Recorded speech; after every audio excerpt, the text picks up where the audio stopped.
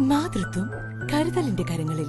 ഇനി പുഞ്ചിരിയോടെ വരവേൽക്കാം ആ വലിയ സന്തോഷം.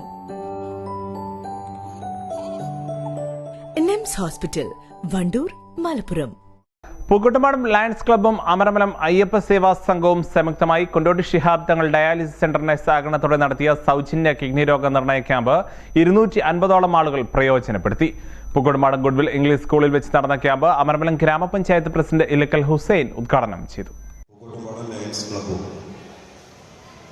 അമരമലം അയ്യപ്പൻ സേവാ സംഘവും സംയുക്തമായി നടത്തുന്ന കിഡ്നി രോഗനിർണയ ക്യാമ്പാണ് ഇന്നിവിടെ നമ്മുടെ ഈ വിദ്യാലയത്തിൽ വെച്ച് നടത്തുന്നത്. ഈ ക്യാമ്പ് നടത്തുന്ന അയ്യപ്പ സേവാ സംഘമാണെങ്കിലും അതുപോലെ ലയൺസ് ക്ലബ്ബാണെങ്കിലും ഞാൻ അവരെ പ്രത്യേകം ഈ അവസരത്തിൽ അഭിനന്ദിക്കുകയാണ്. നമുക്കറിയാം, ഇന്ന് കിഡ്നി രോഗികളുടെ എണ്ണം വർദ്ധിച്ചുകൊണ്ടിരിക്കുകയാണ്. ഈ കാലഘട്ടത്തിൽ തന്നെ ഇത്തരത്തിൽ ക്യാമ്പുകൾ വെക്കുന്നത് വളരെയധികം പ്രാധാന്യമുണ്ട്. നമുക്കറിയാം, രോഗം വന്ന് കിഡ്നി നമുക്ക് രണ്ടും നഷ്ടപ്പെട്ട് ഡയാലിസിൻ്റെ ഒരു സാഹചര്യം വരുമ്പോഴാണ് നമുക്ക് കിഡ്നി രോഗിയായിരുന്നു എന്ന് നമുക്ക് മനസ്സിലാക്കാം. അപ്പോൾ രോഗം വരുന്നതിൻ്റെ മുന്നേ തന്നെ നമുക്ക് ഈ രോഗമുണ്ടോ എന്ന്, അല്ലെങ്കിൽ വരാൻ സാധ്യതയുണ്ടോ എന്ന് നമുക്ക് ഇത്തരം ക്യാമ്പ് കൊണ്ട് നമുക്ക് സാധിക്കും. ഇന്നെല്ലാവരും നല്ല പേടിയിലാണ്. പണ്ട് കാലങ്ങളിലൊക്കെ ഇത്തരം ക്യാമ്പുകൾ വെച്ചാൽ ഈ ക്യാമ്പുക്ക് ആളുകൾ വരാറില്ലായിരുന്നു. ഇപ്പം അങ്ങനെയല്ല. ഇപ്പം എല്ലാവർക്കും കിഡ്നി രോഗം ഉണ്ടോ എന്നുള്ളൊരു സംശയത്തിലാണ്. ഇവിടെ ആ മൗനപ്രാർത്ഥന ഇങ്ങനെ നടത്തിയപ്പോൾ ഞാൻ ഓരോരുത്തരുടെ മുഖത്തേക്ക് ഇങ്ങനെ നോക്കിയാണ്. അപ്പോൾ ഓരോരുത്തരും പ്രാർത്ഥിച്ചത് എനിക്കിതില്ലാതെക്കട്ടെ എന്ന് എല്ലാവരും പ്രാർത്ഥിച്ചിട്ടുണ്ട്. ഇന്നിവിടെ ടെസ്റ്റ് നടത്തുന്നു. അപ്പോൾ ഇതാണ് ഇന്നത്തെ അവസ്ഥ. കിഡ്നി രോഗികൾ വർദ്ധിച്ചുകൊണ്ടിരിക്കുകയാണ്. അതിൻ്റെ കാരണക്കാർ ഇവിടെ നോട്ടിഫിക്കേഷൻ ക്ലാസ്സൊക്കെ നടന്നു. എങ്കിലും ഞാൻ സൂചിപ്പിക്കുകയാണ്, അതിൻ്റെ കാരണക്കാർ ഒരു പരിധിവരെ നമ്മൾ തന്നെയാണ്. നമ്മൾ കഴിക്കുന്ന ഭക്ഷണം, നമ്മൾ ശ്വസിക്കുന്ന വായു, നമ്മൾ കുടിക്കുന്ന വെള്ളം ഒക്കെ ഇന്ന് മലിനമായിക്കൊണ്ടിരിക്കുകയാണ്. ഈ കിഡ്നി രോഗികൾ അമരമ്പലം പഞ്ചായത്തിൽ വർദ്ധിച്ച സാഹചര്യത്തിൽ ഞങ്ങൾ ഇവിടുത്തെ പൊതുജലാശയങ്ങൾ പരിശോധിച്ച് നോക്കിയപ്പോൾ 40% പ്ലാസ്റ്റിക് മാലിന്യം അടങ്ങിയ വെള്ളമാണ് ഇന്ന് നമ്മൾ കുടിക്കുന്നത്. അപ്പം നമ്മുടെ ഒരു ശൈലി കൊണ്ട് തന്നെയാണ് ഇത്തരം രോഗങ്ങൾ വർദ്ധിച്ചു വരുന്നത്. അപ്പം അതുകൊണ്ട് നമ്മൾ കഴിക്കുന്ന ഭക്ഷണമാണെങ്കിലും നമ്മൾ കുടിക്കുന്ന വെള്ളമാണെങ്കിലും നമ്മൾ പ്രത്യേകം ഇപ്പോഴത്തെ കാലഘട്ടത്തിൽ ശ്രദ്ധിക്കേണ്ടതുണ്ട്. കിഡ്നി രോഗമാണെങ്കിലും ക്യാൻസർ രോഗമാണെങ്കിലും ഒക്കെ ഇന്ന് വർദ്ധിച്ചുകൊണ്ടിരിക്കുകയാണ്. നമുക്കറിയാം, നമ്മുടെ വ്യാപാരി വ്യവസായൻ്റെ കുഞ്ഞാക്കോട് ഇരിക്കുന്നുണ്ട്. കുഞ്ഞാക്കാൻ്റെ നേതൃത്വത്തിൽ വ്യാപാരികളൊക്കെ നേതൃത്വത്തിൽ ഒരു ഡയാലിസിസ് സെൻറ്റർ തന്നെ അത് ഫുള്ളായിക്കൊണ്ടിരിക്കുകയാണ്. അതിന് ഗ്യാപ്പില്ല, ഒരാൾക്ക് എടുക്കാൻ അവസരങ്ങൾ. അത്രയും രോഗികളാണ് വർദ്ധിച്ചുകൊണ്ടിരിക്കുന്നത്. ഏതാനും കൂടുതലായി ഒന്നും തന്നെ ഞാൻ പറയുന്നില്ല. ഇത് രോഗം വരാതിരിക്കാനുള്ള പ്രവർത്തനമാണ് നമ്മുടെ ഓരോരുത്തരുടെയും ഭാഗത്തുനിന്ന് ഉണ്ടാകേണ്ടത്. എന്താണെങ്കിലും ഈ കൂടിയ ആർക്കും ഈ രോഗം ഉണ്ടാകാതക്കട്ടെ എന്ന് ഞാൻ പ്രാർത്ഥിക്കുകയാണ്. കൊണ്ടോട്ടി ശിഹാബ് തങ്ങൾ ഡയാലിസിസ് സെന്ററിന്റെ മൊബൈൽ ലാബ് എത്തിച്ചാണ് കിഡ്നി രോഗനിർണയ ക്യാമ്പ് നടത്തിയത്. രാവിലെ 8:30 മുതൽ രജിസ്ട്രേഷൻ ആരംഭിക്കുകയും 9:30 പരിശോധനയ്ക്കുള്ള രജിസ്ട്രേഷനും യൂറിൻ സാമ്പിൾ കളക്ഷനും ആരംഭിച്ചു. പ്രാഥമിക പരിശോധനയിൽ സംശയം തോന്നിയവരുടെ രക്തപരിശോധനയും കൌൺസിലിംഗും ഉൾപ്പെടെ ക്യാമ്പിൽ സജ്ജമാക്കിയിരുന്നു. ക്യാമ്പിലെത്തിയവർക്കായി വൃക്ക രോഗം വരാനുള്ള സാഹചര്യവും രോഗം വരാതിരിക്കാനുള്ള മുൻകരുതൽ ഉൾപ്പെടെ വിശദീകരിച്ച് ബോധവൽക്കരണ ക്ലാസും ഒരുക്കിയിരുന്നു.